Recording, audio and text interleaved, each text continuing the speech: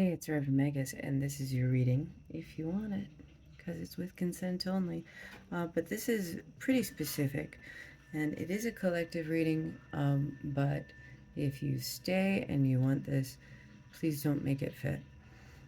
It is a bit heavy, so we'll start with this guy, which is a card of spirit, and so you can think of this as talking about energy. Unicorn energy is about spiritually awakening.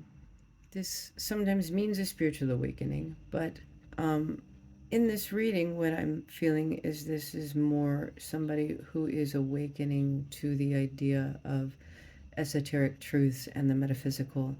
And this may have been something they've thought about before, but I feel in particular this person is looking at it right now, looking for those deeper truths and understandings. And the situation that I see, I feel whoever this reading is for, y'all have been through some stuff recently. Y'all have been through some stuff that is really making you take a long, hard look at yourself.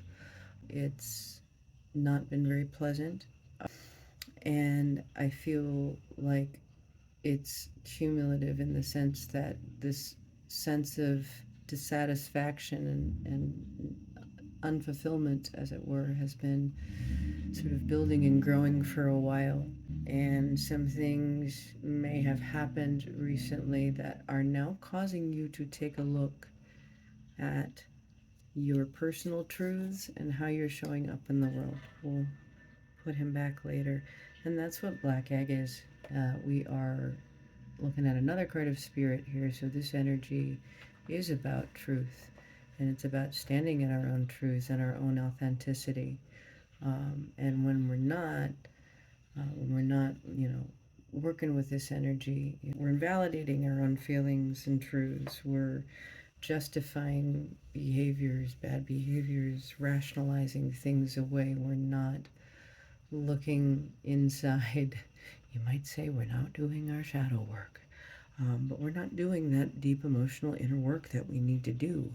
Now, I think you're in a place of realizing this and starting to try to do this right now. Please, there's so many resources to do this kind of stuff out there. Seek it. Mental health resources are really good for this stuff. But the energy surrounding this real need, this truth coming forward here and saying, you need to look at me. We've got deer and starfish here, and they both came out upside down. We've got earth and water. So right now, we're just kind of feeling all over the place, not very stable. There's this deep sense of dissatisfaction. A dissatisfaction and a displeasure at shallowness. The world around you feels like it's not providing the depth and the stimulation almost that you want it to. You keep chasing after things that you think might go deeper but never do. And you're finding yourself very unsatisfied and disappointed and not happy. But there's also a few other things going on. So we've got this, and underneath, these energies underneath here, moth and frog and shark. The phrase that keeps coming up is chasing shinies. As I said, we've got this sense of dissatisfaction and unease that's been growing for a while. Going for the greener grass on the other side of things, avoiding things by chasing something new. And that's talks about what we're avoiding. The phrase I love in that handbook for this is shark is only dangerous when we don't acknowledge it. So there is something you're being forced to look at right now that you have avoided looking at or not looked at for a while, been kind of masking over it. And this is a very core thing. It is about how you're showing up in the world and your authenticity and who you feel that you are and who you want to be. And we've kind of been avoiding this dissatisfaction with everything around us and avoiding looking at that truth. And I think that's what these recent unfortunate events have to do with here. Moth also talks about avoiding discomfort, like looking for easy solutions, being impulsive and hasty, not giving things the attention that they need.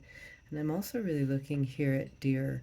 Deer is very gentle and nurturing and intuitive, upright, but inverted here. It's not that you're not, but you feel so closed off. It feels like you're really struggling with feeling disconnected from everything and everyone. If you are intuitive, it's almost like it's not there.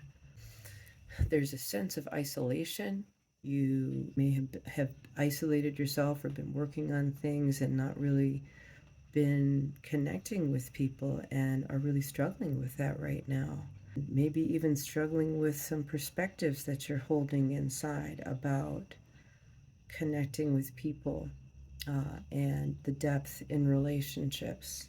But that is, these truths are coming around, and I feel, the chasing shinies thing, we've been avoiding things. We can't avoid healing anymore.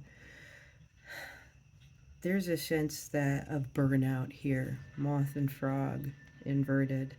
We have been avoiding trying to deal with the internal stuff by perhaps changing our external environment and masking our truths.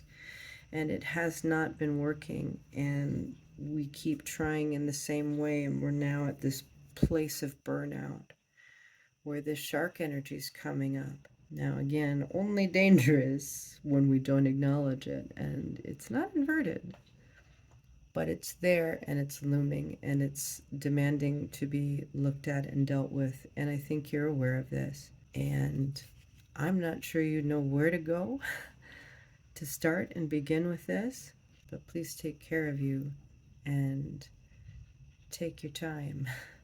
Healing takes time. Rabbit here, that last card. There's a lot of fear here. And this is something that I think needs to be acknowledged because whatever truths are underneath, fear is a big part of that, being fearful and apprehensive.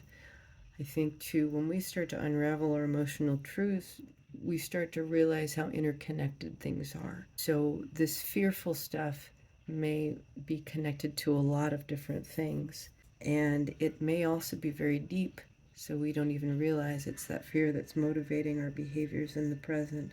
This is also an advice card, though, where Deer has been having a hard time understanding people, paying attention to people, maybe being too self absorbed and not concerned or interested enough in what's going on.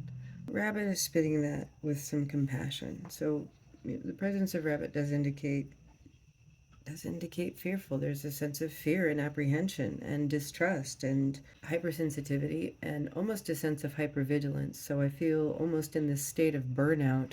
We're no longer hypervigilant about the rest of the world and everything else, but perhaps maybe even just about ourselves. Or we're hypervigilant about the wrong things and not focusing on what's important.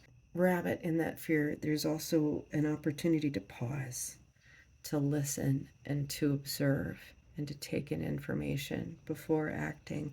So that's the advice here, is to really sit with this and consider what that truth is that you need to be straight about with yourself, because it's really been causing you a lot of discomfort and a lot of pain.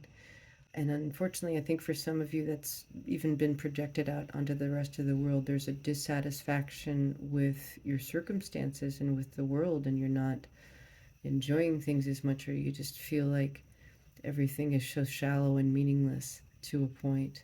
There's a sense of boredom, but there's an opportunity to go deeper and to connect and dive into more of those esoteric truths. If you're looking for solutions that, maybe feel more spiritual, one of the first things that you can do is sort of really go inside and self examine. That's shadow work. And really understand what your truths are and your core values and beliefs. Make sure they're not other people's, something someone once told you. There's a sense of cognitive dissonance, funny enough, which is what I was talking about earlier today, in the sense that what you're feeling inside doesn't reflect what you're trying to do in the rest of the world, or what is happening with you in the rest of the world. The way you behave, the way you act and react internally and externally just doesn't jibe with some core values, beliefs, and truths. At that point, we do need to examine both things, both our core values and beliefs and truths, and how we show up in the world.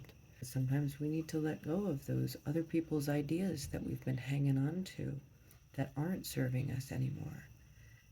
And sometimes we need to look at the ways that we have rationalized or justified or denied that dissonance, those negative feelings, in order to just get through.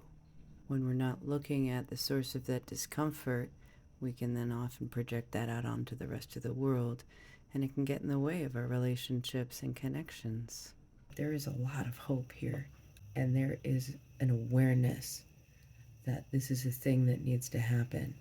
There is a little apprehension over how this is going to happen, but you have got to a point of knowing that it needs to happen and are pursuing it. You'll find the right ways to do this for yourself, and I'm very proud of you. Take care of you. I love you. Bye.